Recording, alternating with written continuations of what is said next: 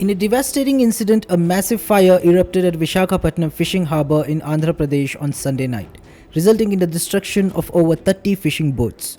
The cause of the fire is yet to be determined and an investigation is currently underway, according to the local police. Deputy Commissioner of Police Anand Reddy disclosed that the fire initially broke out on a single boat and rapidly spread to approximately 35 fibre-mechanised boats around midnight. Fortunately, there were no reported casualties or injuries as a result of the incident.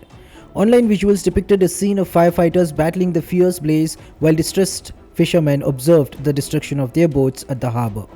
The fire, which ignited around 1 am, was successfully extinguished by 4 am, as confirmed by the officials.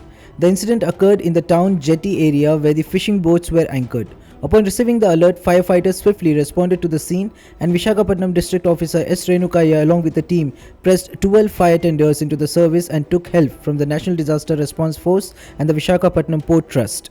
Authorities are diligently working to determine the cause of the fire and address the concerns raised by the local fishing community.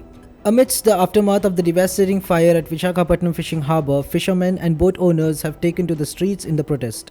They are urging the government to promptly announce compensation for the victims and take measures to rescue the beleaguered fishing industry.